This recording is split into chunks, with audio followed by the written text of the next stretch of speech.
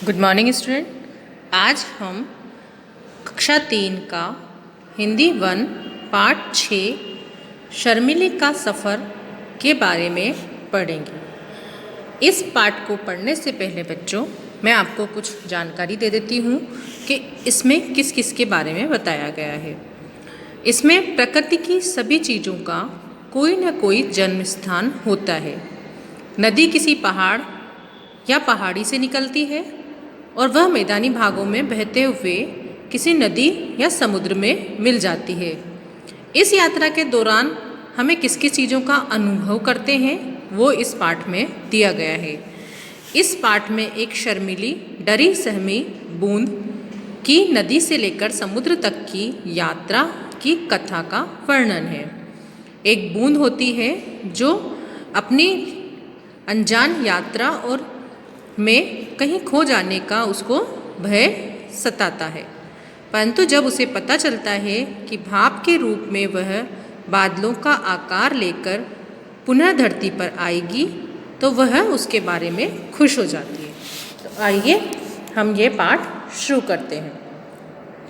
हिमालय की गोद में नदी का घर था। उसके जल में अधिकतर बूंदें नटखट थी। उन्हें एक जगह से दूसरी जगह घूमना अच्छा लगता था। घर में मन नहीं लगने पर ये बूंदें नदी की तेज़ धारा में तैरने चली जाती थी, पर एक बूंद पानी की तलहटी में डरी सहमी बैठी रहती थी। सभी बूंदें उसे शर्मिली के नाम से बुलाया करते थे। उस बूंद का क्या नाम था? उस बूंद का नाम शर्मिली था। एक दिन टप की आवाज़ करते हुए एक नई बूंद शर्मिली के पास आ धमकी। बोली, मुझे घूमना फिरना, नए दोस्त बनाना बहुत अच्छा लगता है। तुम मुझे घुमक्कड़ दीदी कह सकती हो। जो शर्मिली के पास आई थी उस बूंद का क्या नाम था? घुमक्कड़। मैं घूमने जा रही हूँ, सोचा दो बातें तुमसे भी करती चलूँ। शर्मिली को घुमक्कड़ की बातें अच्छी लगी। शर्मिली ने अभी तक घर के बाहर कदम नहीं रखा था। वह भी दुनिया के बारे में जानना चाहती थी। उसका मन देखकर घुमक्कड़ ने कहा, बादल बाबा कहते हैं कि सबको आगे बढ़ने का प्रयास खुद करना चाहिए। घुमक्कड़ ने किसके बारे में बताया? घुमक्कड़ ने बादल के बारे में बताया और कहा कि हमें आगे बढ़ने का प्रयास खुद ही करना चाहिए। यदि दुनिया की सैर करना चाहती हो तो तुम मेरे साथ चलो। जो घुमक्कड़ थी उसने शर्मिली को अपने साथ चलने का प्रस्ताव रखा और कहा, चलो हम दुनिया की सैर करके आते हैं। और जो बादल बाबा थे उन्होंने कहा है कि सबको आगे बढ़ने का प्रयास कैसे करना चाहिए? सबको आगे बढ़ने का प्रयास खुद से करना चाहिए। किसी के सहारे या किसी के पास ये सब नहीं करना चाहिए। उन्हें अपना प्रयास के लिए खुद प्रयास करना चाहिए। तो बच्चों आगे देखिए। शर्मिली ने थोड़ी देर सोचा, फिर घुमक्कड़ के साथ नदी की धारा बहती हुई दुनिया की सैर करने चल दी। नदी के जल में दिन रात तैरते व बहते रहना एक नया ही अनुभव था। उसके लिए एक नया ही अनुभव था क्योंकि वह अभी तक घर से बाहर नहीं गई थी अकेली। पहाड़ों, हरे भरे वनों, नदी तटों से लगे हुए खेतों, लहलहाती फसलों, गाँवों को निहारती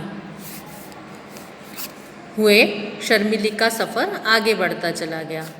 कई दिन की यात्रा के बाद उसे लगा नदी की चाल अब धीमी होती जा रही है। जब उन्होंने कई दिन तक यात्रा की तो उन्हें क्या लगा कि नदी की चाल अब धीमी होती जा रही है। नदी का शोर भी सुनाई नहीं दे रहा है। तब घुमक्कड़ ने बताया, पहाड़ों से निकलकर नदी मैदानी भाग में पहुंच गई है। यहाँ इसका पाट भी चौड़ा हो जाता है, इसलिए इसकी गति कम हो जाती है। तो बच्चों नदी की गति कब कम हो जाती है? जब वह पहाड़ों से निकलकर नदी मैदानी भाग में पहुंच जाती है तो उसका उसकी गति, उसका पार्ट चौड़ा हो जाता है और इसलिए उसकी गति कम हो जाती है।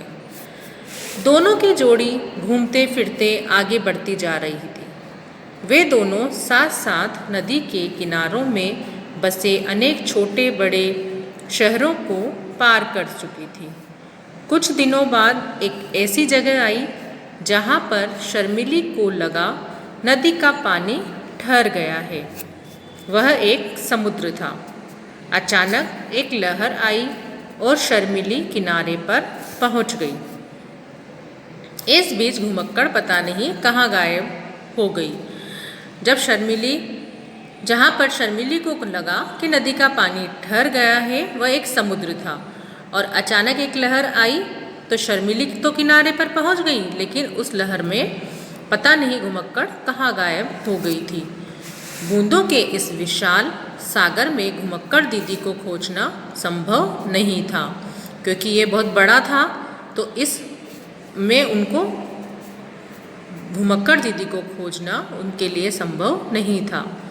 अब कहाँ जाऊंगी, क्या करूंगी, यह सोचकर शर्मिली घबराने लगी।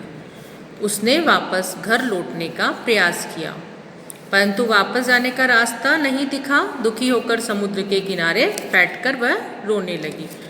जब उसको रास्ता नहीं मिला तो उसने क्या किया, वह नदी के किनारे बैठकर रोने लगी। समुद्र के किनारे पर एक चमकदार मोती ने उसके रोने की आवाज़ सुनी। वह बोला, नन्ही बूंद, तुम क्यों रो रही हो? उसने नन्ही बूंद से पूछा कि तुम क्यों रो रही हो? शर्मिली ने रोते रोते अपने सफ़र का सारा किस्सा मोती को सुनाया तथा वापस घर लौटने की राह पूछी। मोती बोला, यह समुद्र है जिस नदी की धारा में बहकर तुम यहाँ पहुँची हो, ठीक उसी तरह अनेक नदियाँ इस सागर में मिलकर ख़त्म हो जाती है। अब तुम्हारा यहाँ से लौटना मुश्किल है। शर्मिली ने पूछा, क्या मैं पूरी जिंदगी इस सागर में भटकती रहूँगी? मोती ने उसे समझाया, ऐसी बात नहीं है। समुद्र को भी तुम अपना घर ही मानो। यदि तुम यहाँ से जाना चाहती हो तो हवा तुम्हें यहाँ से भाप के रूप में उड़ाकर आसमान में बादल बाबा के परिवार तक पहुँचा देगी। कुछ दिन बादलों के साथ घूम लेना। उनके काले भूरे झुंड जब नील गगन में इधर उधर दौड़ते हैं तो बड़ी भयानक गरज चमक होती है। इसके बाद तुरंत ही रिमझिम वर्षा होने लगेगी और तुम एक बूंद बनकर धरती की ओर आ जाना। इस प्रकार तुम अपने घर पहुंच जाओगी। अब शर्मिली खुश थी, उसे नया जीवन मिलने वाला था। अब शर्मिली खुश थी क्योंकि उसे अपना नया जीवन मिलने वाला था। तो बच्चों, आपको ये पाठ समझ में आया? इसमें एक नन्ही बूंद के बारे में बताया गया है और इस पाठ में इसकी पूरी यात्रा का विस्तार से कहानी के रूप में वर्णन किया गया है। नदी के उद्गम स्थान, फिर पहाड़ों, मैदानों, गांव के देहातों और समुद्र में मिल जाने तक की उसकी यात्रा के संबंध में है। तो बच्चों, आपने देखा इस पाठ में सबसे पहले आप ये बताइए कि शर्मिली की जो दोस्त थी उसका नाम क्या था? उसका दोस्त घुमक्कड़ था। और वो दोनों कहाँ यात्रा कर रही थी?